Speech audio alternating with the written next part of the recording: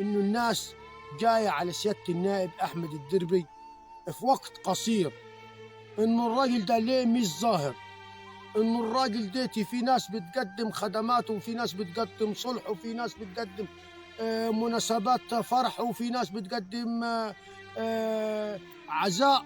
هو ليه مش ظاهر؟ عاوز أقول لكم النائب أحمد هو واخد الطرق والمواصلات، واخد برضك اللجنة السرية.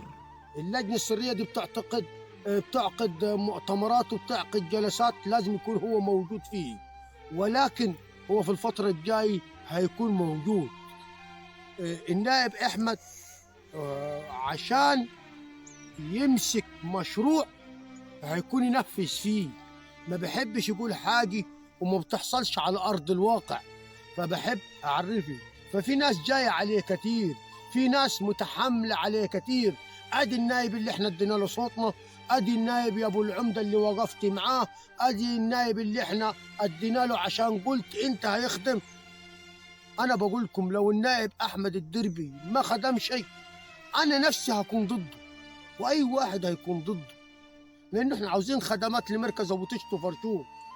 فمن الحتة دي محدش يقلق ومحدش يحط إنه النائب مش هيخدم.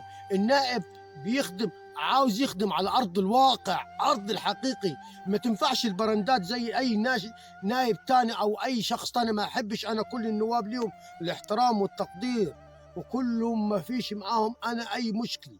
فمن الحتة دي ما بحبش أتكلم في الحاجة غير لما تكون على أرض الواقع. إن شاء الله النائب أحمد هيكون موجود وسطيني وهيكون ليه دور، وهو النائب اللي حاطين في أملكم بعض ربنا سبحانه وتعالى إنه هيكون خدوم لمركز أبو تشت وفرشور. فمن النقطة دي محدش يقلق إنه النائب مش هيخدم، لا النائب هيخدم.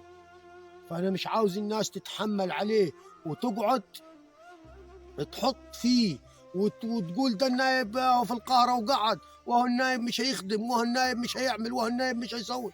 لا هيخدم، يخدم وهيوقف، ولكن هو أمين اللجنة السرية وماسك الطرق والمواصلات والكباري، فكله ده ضغط عليه.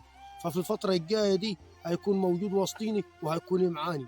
تحياتي لكم، وإن شاء الله الفترة الجاية أنا هشكر الجميع بالأسماء وكل واحد باسمه بفضل الله. تحياتي لكم.